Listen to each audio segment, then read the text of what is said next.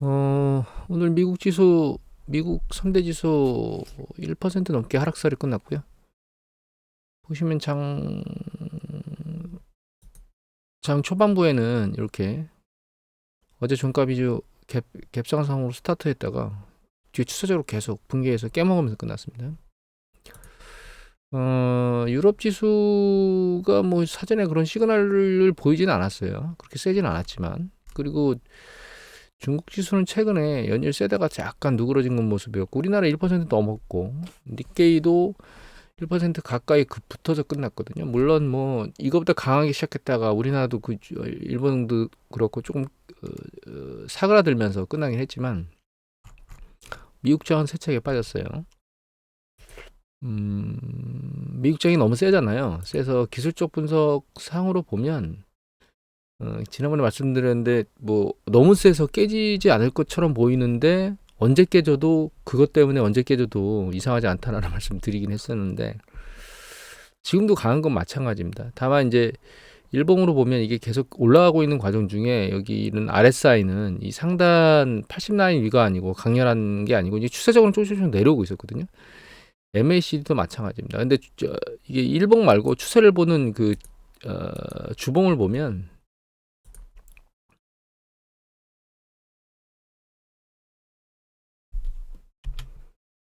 이게 잠깐 화면이 멈춰서 버려가지고 다시 차트를 만들었습니다. 이 주봉을 보면 이 RSI 같은 경우에 처음으로 이렇게 여기 있는 그 시그널선 요걸 뚫고 밑으로 내려왔고요. 그 다음에 여기 보면 MACD가 붙으려고 하고 있긴 합니다. 아직 포인트 상으로는 붙지는 않았는데 그 RSI 먼저 반응하고 MACD가 조금 나중에 반응하는 성향을 가지고 있는데 이 RSI가 먼저 반응을 하면서 추세가 약간 이제 정점을 찍은 거 아니야라는 생각을 해볼 만하긴 합니다. 좀 더 지켜봐야 되겠죠. 그런데 이 정도 꽤나 많이 올라왔거든요. 지금 한 2개월간 굉장히 빠른 속도로. 그래서 이제는 한 번은 좀 쉬어가야 되는 거 아닌가라는 생각은 하고 있습니다. 여하튼 미국 시장 왜 이렇게 장이 세냐? 일단 뭐 어제 같은 경우에는 뭐 비농업 부분 그 고용 숫자가 기대치보다 많이 나왔다 그래가지고 장이 고용치나 이런 것들이 뭐 연준의 기준금리 인하 뭐 이런 부분에 영향을 미치고 경제가 좋다 뭐 이렇게 보도가 나오고 있었거든요. 근데 이게 사실 20만 건 정도는 주간 20만 건 정도는 이게 그렇게 확연히 좋다라고 하기는 그런 거 좀 그런 숫자 이게 거의 일반적인 그냥 숫자거든요. 뜨겁다기보다는 여기 보면 20만 건 과거 같은 경우에 이제 경기 확정면에 있을 때를 보면 이게 20만 건 언저리에서 왔다 갔다는 게 일반적이기 때문에 뜨겁다 뭐 이렇게 요것만 가지고 얘기하기는 좀 그렇고요. 다른 고용 지표를 보게 되면 이게 음, 신규 실업수당 청구 건수 4주 이동 평균선이거든요. 이게 작년 2022년 1월 달에 3월 달, 4월 달에 바닥을 찍은 이후에 이 바닥 밑으로는 내려오질 않고 그냥 일정 수준에서 횡보를 하고 있어요. 한 가지 더 보시면 이제 실업률이 올라간 거는 아직 이제 이번 달 실업률은 안 나왔기 때문에 3.9에서 추가적으로 어떻게 움직이는지 좀 봐야 되겠지만 이거는 그 대규모 해고 관련된 거거든요. 근데 최근 보시면 이렇게 쭉 추세적으로 올라가고 있어요. 얘가. 코로나 팬데믹 때 대규모로 있었다가 요거는 글로벌 금융위 때 있었던 거거든요. 해고가. 요게 2022년 하반기부터 2023년도에 2023도 그 경기 수축이나 이런 위험성이 커지면서 이게 해고가 대량 해고가 일어났던 거거든요. 그게 좀 내려와서 진정되고 있다가 올해 들어서 보시면 해고가 좀 쭉 늘어나고 있죠. 그러니까 고용 시장이 뜨거운 것도 맞지만 일정 부분에서는 고용과 해고가 같이 양쪽에서 같이 일어나고 있는 거예요. 그러니까 고용 시장이 좋다라고 하는 건 용인하는데 이게 경기가 끝자락에 있으면서 액션질이 일어나고 있는 고용도 일어나고 있지만 어느 쪽에서는 필요 없는 인력을 해고를 하고 있는 그런 경기 정점에 있는 고용 끝단에서 일어나는 그런 현상 아닌가 그렇게 볼 수도 있다는 거예요. 여기 올라오고 있죠. 이렇게 추세적으로. 여기는 뭐 코로나 팬데믹 때문에 갑자기 했기 때문에 이건 알 수 없지만 이쪽 그 글로벌 금융이 터지기 전에는 같은 경우에는 보면 추세적으로 살짝 올라가기 시작하잖아요. 그 전에 있던 것보다. 예. 들어올리기 시작하죠. 그리고 쭉 올라가죠. 이게 지금 그런 패턴이라고 볼 수 있기 때문에 무조건 경기 사이클이 계속 좋겠다라고 하는 관점은 약간은 아니란 생각이에요. 불안정한 상황은 유지하고 있다. 이렇게 생각을 해야 되거든요. 고용 시장을 보면. 다만 꼭 나쁜 것만 있는 거냐? 그렇진 않아요. 왜냐하면 여기 보시면 이게 PMI 지수거든요. 이거 매크로 마이크로 데이터입니다. 글로벌 PMI 그 제조업 관련된 구매 담당자들의 지수를 보면 미국 같은 경우에 여기 보면 40대 50 미만에 있다가 50.3으로 올라왔어요. 그러니까 확장으로 들어왔다라고 작년이 뭡니까? 2022년 그 11월 이후에 처음으로 들어왔거든요. 좋은 거죠. 유럽 같은 경우는 아직 힘이 그렇게 세질 못하고 수축 국면에 있는 거고, 일본이네. 중국 같은 경우가 한동안 안 좋아서 위드 코로나 들어와서 잠깐 50대로 들어왔다가 작년 초반에 계속 50 미만에서 헤매고 있었는데 지금 50.8로 다시 50 위로 올라왔거든요. 제조업 괜찮은 것 같네라고 생각해 볼 수도 있긴 한데, 서비스업 PMI 지수를 보면 미국이 점점점 밑으로 빠지고 있거든요. 여기 보시면 53, 52.6, 51.4. 그 서비스업 구매자 담당 지수 같은 경우에는 심의 지수가 조금씩, 물론 아직 확장 국면에 있긴 한데 그 강도가 그렇게 세진 않고 조금씩 사그라들고 있는 그런 느낌을 보이고 있습니다. 반대로 유럽 같은 경우는 좀 좋아지고 있고, 중국 같은 경우도 좋아지고 있는데, 미국은 제조업하고 서비스업이 약간 반대 방향으로 움직이고 있는 그런 느낌이 들고 있는 상황입니다. 미국 경제 왜 계속 이렇게 길어졌느냐라고 하는 부분에서 놓고 보면, 원래는 지금쯤이면 주식시장이 힘을 잃고 아랫방향으로 추세적으로 내려가고 있는 그런 양상을 보일 거라고 작년에는 예측을 하고 있었거든요. 근데 왜 지금 이런 상황으로 지금 경제가 잘 버티고 있냐 하면은, 이거 야데니 리서치에 나오는 데이터거든요. 미국의 자본 지출에 대한 데이터인데, 보시면 비거주 부분의 그 고정자본 지출이 쭉 추세적으로 올라가고 있습니다. 잘. 그런데 이게 전체적으로 다 올라가고 있는 게 아니고요. 이 같은 경우에는 이제 운송 부분인데, 물론 이게 추세적으로 좀 올라가고 있긴 하지만 최근에 이게 작년 한 3분기, 4분기 정도는 쭉 꺾이고 있거든요. 이거 살짝 들리고 있는데 강도가 그렇게 세진 않아요. 이거는 뭐 상업시설하고 그다음에 의료시설 관련된 투자고, 이거 같은 경우에는 컴퓨터하고 그 주변 기기들 투자들 세질 않죠, 그렇게. 요 같은 경우에는 뭐 엔터테인먼트나 혹은 뭐 그 예술 뭐 이런 것들, 그런 것들, 요게 장비, 기계 장비 뭐 이런 것들이거든요. 세질 않죠. 요것도 뭐 산업 장비라든가 혹은 운송 장비, 그다음에 요거 이제 기타 다른 장비들인데 이 추세가 그렇게 세진 않아요. 근데 밑에 보시면 쭉 내려가요. 차트 여러 가지 있는데 쭉 내려가 볼게요. 꺾이고 있죠. 꺾이고 횡보하거나. 근데 밑으로 쭉 내려가 보면 여기 있습니다. 이게 그 하이테크 관련된 투자들이거든요. 여기 보시면 컴퓨터나 기기 장비들, 주변 장비, 이거 뭐 별 의미가 없고요. 밑에 보면 뭐 정보 처리 관련된 뭐 다른 전반적인 거는 그렇게 세질 않아요, 두 개는. 그런데 여기 보시면 두 개가 미친 듯이 올라오고 있습니다. 하나가 소프트웨어 쪽이고요. 하나가 리서치 앤 디벨롭먼트, 그러니까 연구 개발 쪽인데, 이거 AI 관련된 폭발적인 그 투자들이 일어나고 있어요. 그래서 이 추세는 계속 지속되고 있는 영역인 거예요. 과거부터. 특히 이게 좀 수그러들만 한 그런 상황에서 미국의 AI가 들어오면서 그게 전반적으로 지금 시장을, 그러니까 투자 쪽에, 산업 투자 쪽에 사이클을 추세적으로 더 밀어올리고 있는 영향을 미치고 있는 것으로 보이고, 작년 챗GPT가 엔비디아 칩 쪽에 폭발적인 어떤 영향을 미치면서 그 부분이 경기 사이클을 조금 더 돌리는데 영향을 미치고 있는 것 같습니다. 물론 그게 대량 해고 쪽에도 영향을 미치고 있다고 보고 있습니다. 지금 뭐 금융 쪽이나 정보통신 쪽이나 이런 쪽에 AI로 대체를 하면서 사람을 해고하고 있는 그런 뉴스들이 계속 나오고 있는데, 그 대량 해고가 여기에 지금 잡히고 있는 것처럼 보입니다. 그래서 미국 경제는 조금 더 길어질 영역을 가지고 있고, 얘가 사실은 이런 유지되는 구조가, 그러니까 올해 일어날 거라고 예측했던 게 내년으로 미뤄졌다라고 하는 현재 느낌을 받고 있어요. 근데 주식시장은 어떤 그 AI가 추세적으로 밀어올리는 사이클을 계속 더 유지하는 상태에서, 그러니까 강력하게 유지하는 상태에서 밀고 올라왔는데, 일정 부분 제가 M자 얘기를 했었잖아요. 작년 하반기부터 조금씩. 그 M자가 결과적으로 지금 스타트로 조정이 일어나고 나면 아래로 추세적으로 힘을 다 잃는 게 아니고 추세적으로 반등을 다시 했다가 이제 추세를 잃는 그런 형태로 진행되지 않을까, 그렇게 생각을 하고 있습니다, 현재로서는. 그리고 미국의 이제 소비자 심리지수를 잠깐 보면, 얘가 미시건 심리지수의 현재 상황을 말하는 거거든요. 여기 보시면 꺾이질 않고 여기서 이제 올해 들어오면서 쭉 밀고 올라왔던 추세가 아직은 유지되고 있는 상황입니다. 요게 미래에 대한 기대치거든요, 미시건대. 이것도 역시 올해 들어서 반등해서 올라온 것을 추세적으로 유지하고 있는데, 얘 같은 경우는 컨퍼런스 보드에서 나오는 소비자 심리 지수거든요. 근데 이제 요거는 혼합치고요. 밑에 보면 이제 이 현재 상황과 미래 상황에 대한 기대치예요. 이거 현재 상황이고. 현재 상황 같은 경우에는 급반등했다가 내려오는 건 적고 윗단에 있고, 기대치 같은 경우에는 이 보시면 들리는 것보다 내려오는 쪽이 좀 더 강하죠. 바닥을 뚫느니 많이 이렇게 하고 위는 못 뚫고 있으니까, 그러니까 이게 현재치하고 기대치가 약간씩 다른 방향으로 움직이고 있어요. 그래서 현대치 같은 걸 보면 여기 보시면 위에 있는 긍정적으로 늘어나는 게 더 숫자가 많아요. 여기도 마찬가지고. 그죠? 다만 긍정 수치도 부정 수치도 나빠질 거다 좋아질 거도 기대치, 그러니까 그 직전보다는 조금 줄어들었어요. 그럼에도 불구하고 긍정적으로 보는 쪽이 많은 거죠. 이거는 고용입니다. 요거는 사업과 관련된 컨디션이고, 요거는 이제 노동시장이거든요. 노동시장도 보면 긍정적인 애들이 많아요. 부정은 줄고 긍정은 늘었는데, 긍정 쪽은 좋으니까 현재 상황은 사업 쪽이든 노동 쪽이든 고용 쪽이든 괜찮게 보는 쪽이 많아요. 다만 이게 사업을 긍정적으로 보는 거는 숫자가 여기 보면 노동 같은 경우, 고용 같은 경우 상당히 세잖아요. 43.1%나 긍정으로 보니까. 그래서 사업 전반적인 조건은 그렇게 좋은 건 아닌 것 같아요. 그래서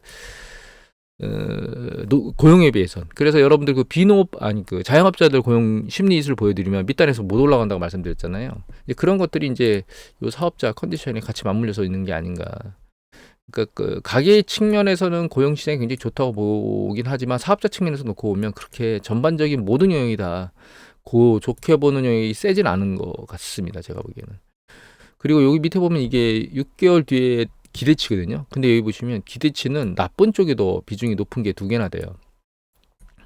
그래서 단기적으로 이제 그 사업 조건, 그 사업과 관련된 어떤 제반 여건에 대한 그 전망치를 보면, 여기 보시면 현재는 얘가 더 높지만 좋다는 쪽이, 6개월 뒤는 나쁘다는 쪽이 더 높아요. 그리고 여기 보시면 단기적으로 고용시장 같은 경우에도 6개월 뒤는 여기 좀 쥐어 짜질 거다. 그게 훨씬 더 많습니다. 계속 좋을 거다.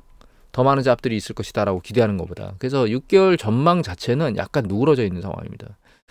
다만 그 소득에 대한 부분들은 이제 긍정적인 게 더 높고 부정적인 게 더 작긴 하지만, 보시면 이제 부정적인 게 이제 굉장히 빨리 튀었어요. 이번에 11.9% 든 게 13.8% 튀었으니까 부정 여건이 좀 더 빨리 튄 겁니다. 여기는 뭐 재정 상황에 대한 긍정적인 거, 부정적인 거.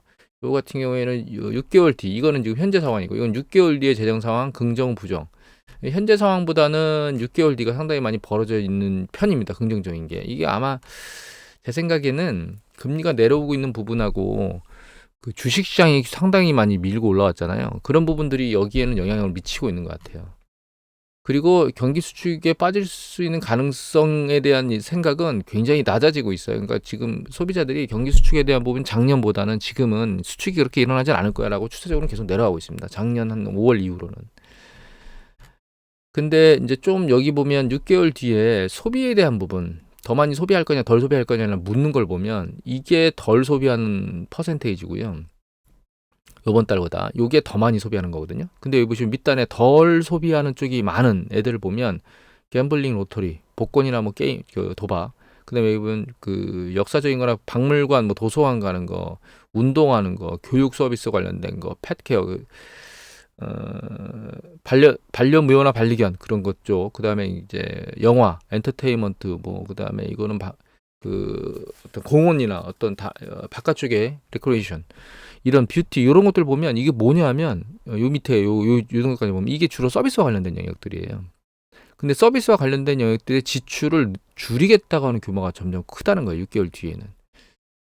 여기 늘리겠다는 걸 보면 헬스케어, 이거 제약이나 이런 것들, 병원 다니는 거 이거 다녀야 되잖아요. 그다음에 모터, 이거 뭐냐면 우리가 그 자동차 관리비나 수리나 혹은 유지나 이런 것들은 유지를 해야 되겠죠. 여기 보시면 이거는 이제 여행 같은 거, 숙박비 뭐 여행 이런 거잖아요. 요거 같은 경우는 여기 보면 그 좀 더 줄이겠다는 비중이 좀 더 높죠.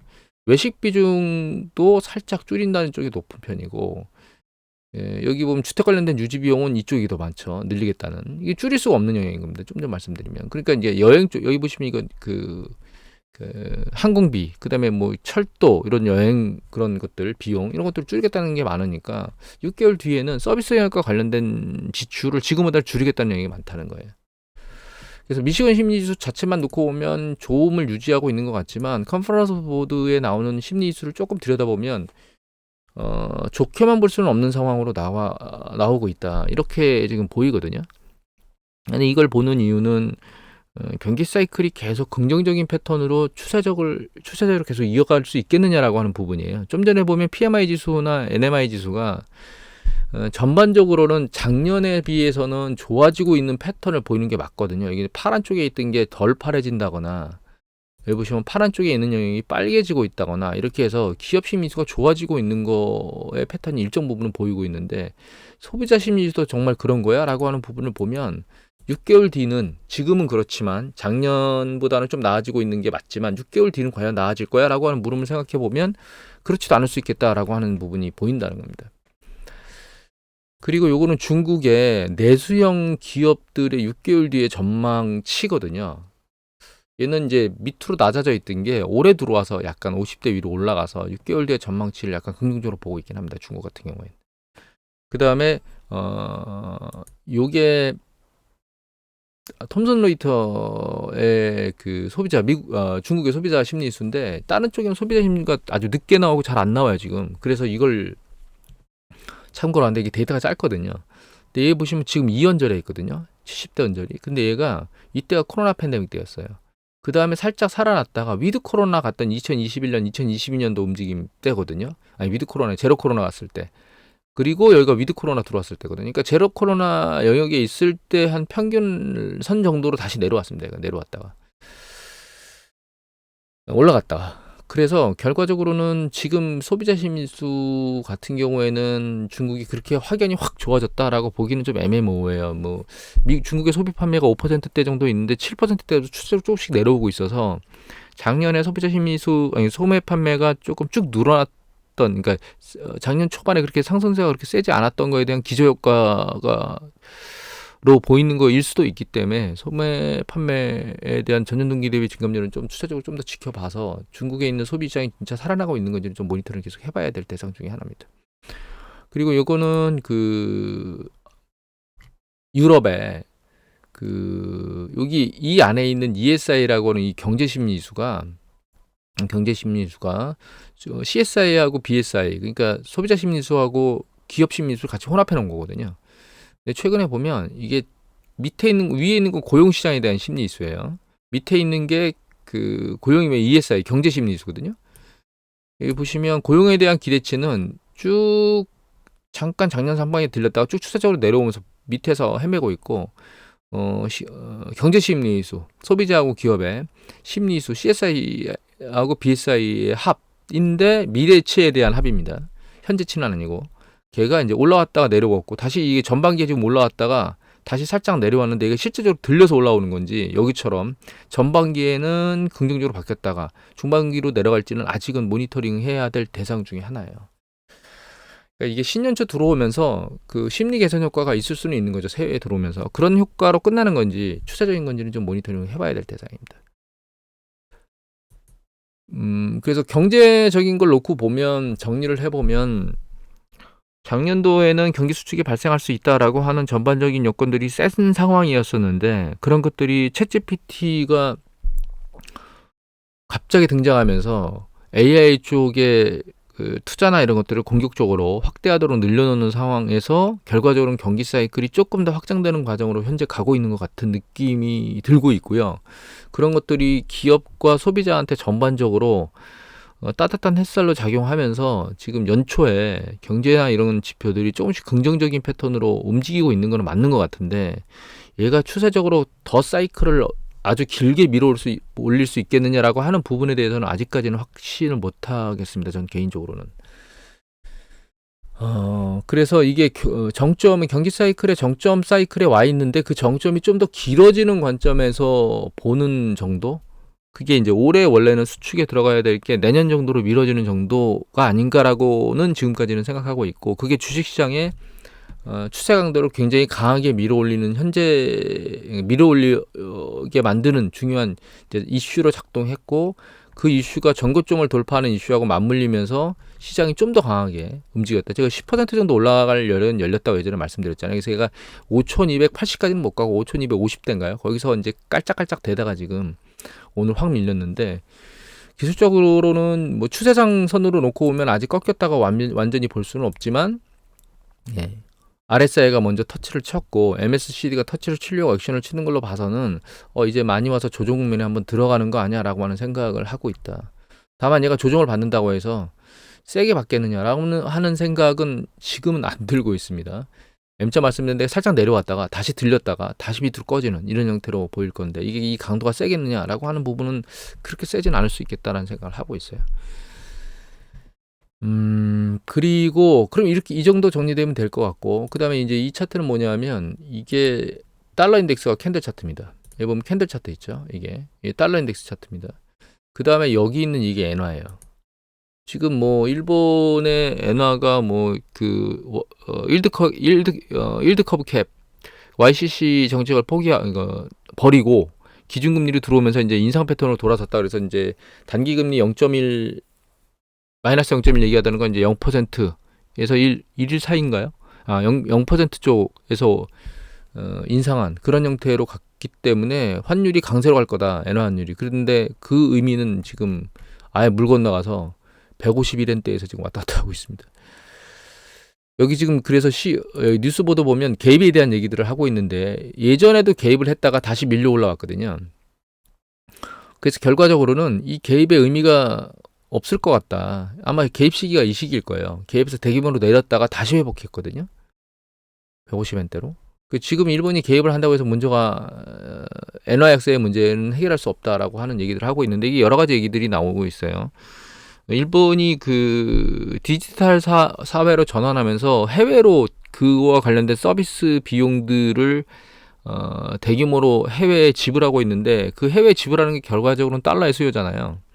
그런 것들에 대한 요건들이 있다는 거하고, 아직 엔캐리 트레이드에 대한 부분이 사그라들지 않아서 그거 역시 외국이나 뭐 국내에 있는 사람들이 그 엔을 대출을 받아서 달러에 해외 투자를 하고 있기 때문에 그 부분도 역시 엔화 약세의 주범일 수도 있다고 얘기를 하고 있고, 또 한 가지는 엔저로 수출기업들이 대규모로 수출을 많이 하면서 달러를 많이 벌어들이긴 했는데, 그 달러를 엔화로 바꿔서 국내에 투자하는 이런 형태는 상대적으로 적다. 그래서 이 세 가지 요인들이 결과적으로는 달러 수요를 계속 부추기고 있고, 그게 기준금리를 단순히 마이너스 금리, 초저금리, 마이너스 금리에서 플러스 그걸 포기하고 마이너스 금리를 포기하고 향후에 올릴 수도 있겠네라고 하는 시그널을 던지는 정도 가지고는 이 엔화 약세를 강세로 돌릴 수는 없다는 보도들이 지금 계속 나오고 있거든요. 그래서 예전에 그 얘기를 그 강의 나갔을 때도 많이 물어보시고 하셨는데, 엔화를 투자하는 것이 과연 맞겠느냐라고 하는 것에 대해서 단순히 엔화만 가지고 환차익을 보는 것은 의미가 없고, 주로 주식 투자를 장기적으로 일본을 하겠다는 생각을 가지고 있으면 엔화를 투자하는 게 맞겠지만, 그렇지 않은 경우에는 엔화를 투자하면 안 될 거다. 이렇게 얘기를 드렸는데, 흐름 자체는 그런 형태로 가고 있습니다, 현재. 그리고 주식 같은 경우에는 이 가격 상승 탄력이 세잖아요. 그러니까 투자 대상의 목적으로 삼아서 장기 투자로 갈 수 있긴 한데, 최근에 그 엔화 약세가 있는 데다가 이 엔화가 강세로 돌아서면 내가 엔화를 투자하게 되면 나중에 엔화가 강세가 되면서 환차 이익을 볼 수 있게 됐잖아요. 그러니까 우리나라에서 지금 미국채를 사가지고 액션을 취하는 게 아니고, 엔화로 환전해서 미국 쪽에서 미국채에 투자하는 걸 투자하게 되면 향후에 미국채가 그 채권 수익률이, 그러니까 금리가 내려가면서 발생하는 국채 매매 차익 플러스 엔화 강세가 일어나면서 엔화에서 있는 환차익 두 가지를 같이 보겠다고 공격적으로 투자한 게 이게 엔화 쪽에 노출돼서 미 국채를 투자하는 것들이거든요. 근데 여기 보시면 손실 확대를 주의하라라고 얘기가 나왔죠. 근데 주의뿐만 아니라 제가 보기에는 지금 손실이 많이 늘어나고 있을 거예요. 그래서 이게 상당히 안 좋은 겁니다. 이 국채 수익률은 이게 1% 채권 수익률이 2% 움직여도 20% 정도밖에 안 움직이는데 국채는 장기 투자 대상으로 보기보다는 이게 주식 정도가 중장기 투자로 봐야 되거든요. 그래서 엔화로 환전한 다음에 이 장기채를 산다는 건 상당히 좀 위험한 발상이에요. 그래서 이런 부분의 투자는 여러분들 조심하셔야 된다라고 하는 부분을 말씀드리고 싶습니다. 그리고 엔화는 어떻게 되겠느냐? 요게 이제 우리나라 원달러 환율이고 파란 게 요게 엔화고요. 그다음에 이게 달러 인덱스고 요게 그 엔화 대비 1엔 대비 우리나라 원 환율이거든요. 얘가 이제 8.5대까지 내려갔다가 바닥을 찍었을 거라고 제가 말씀을 드렸고, 얘가 단기간에 굉장히 엔화가 강세를 치면서, 이거 올라가면 엔화가 강세 치는 겁니다. 우리나라 원화 대비 올라갔다가 다시 밑으로 내려오면서 횡보를 하고 있거든요. 이게 추세적으로 위로 계속 올라가면서 강세를 보이려면 시간이 점진적으로 올라가게 될 거예요. 빠른 속도로 올라가지 않고. 그러니까 우리나라 사람이 엔화를 들고 있는 게 단기적으로 큰 이익을 내겠느냐? 아닐 것 같은 생각이 들고, 굳이 엔화를 들고 있어야 돼? 달러를 들고 있어야 되는 게 맞는 거 아니야라는 생각도 해볼 만해요. 왜냐하면 그 향후에 글로벌 경제가 좋지 않은 쪽으로, 그러니까 굉장히 화랑세로 계속 갈 거라면 우리나라 원화 가치가 밑으로 떨어질 가능성이 있습니다. 그런데 그렇게는 안 보고 있거든요. 그런 관점에서 놓고 보면 우리나라 원화가 달러 대비도 추세적으로는 강세를 보이기보다는 약세를 보일 가능성이 높거든요. 그러니까 우리나라 거 가지고 엔화를 가지고 엔화가 강세를 보일 거냐, 달러를 누기 위해서 달러를 들어서 달러의 강세의 이익을 볼 거냐라고 하는 두 관점에서 놓고 보면 저는 엔화나 그 달러 인덱스나 달러나 거의 비슷한 수준일 거다. 큰 차이가 안 날 거다. 이렇게 생각을 하고 있습니다. 그래서 궁극적으로는 내가 엔화 쪽으로 가서 투자를 할 거냐, 혹은 달러 쪽으로 가서 투자를 할 거냐라고 하는 관점에서 놓고 보면 중장기적으로 주식 시장에 어느 쪽 시장에 발을 닦는 것이 더 이익이겠느냐라고 하는 관점에서 엔화 쪽으로 가서 투자를 할 거냐, 달러 쪽으로 가서 투자를 할 거냐라고 하는 관점에서 놓고 봐야 된다고 보고요. 그러면 결과적으로 엔화냐 달러 쪽이냐라고 하는 결정을 하려면 내가 일본 주식시장을 미국 주식시장보다 더 긍정적으로 봐야 돼? 아니면 그 반대해야 돼? 이걸 먼저 결정하고 액션을 취하셔야 될 것 같아요. 그런데 한 가지 그냥 생각을 해보면 최근에 새로운 사이클로 만들어진 거는 결과적으로는 AI 사이클이거든요. 이 AI 사이클을 주도하는 국가는 미국이에요. 그래서 제 생각에는 지금 워렌 버핏이 샀다는 미국의 그 무역 관련된 주식들, 엔저로 인해서 폭발적으로 무역에서 이익을 내고 있는, 거기다가 이제 그 엔저니까 매출을 엔화로 환전하게 되면 훨씬 더 규모가 커지겠죠. 이익 규모가. 그런 쪽에 상사 주식을 사러 가는 거가 아니라면 굳이 일본으로 가야 되는가라고 하는 생각을 하고 있습니다. 그러니 달러를 환전해서 그걸 가지고 필라델피아 반도체 지수나 이런 것들을 추적하러 가는 게 낫지 않을까, 이런 생각을 개인적으로 하게 됩니다. 오늘 한 2가지 정도 말씀드렸는데 오늘은 이 정도로 마치도록 하겠습니다.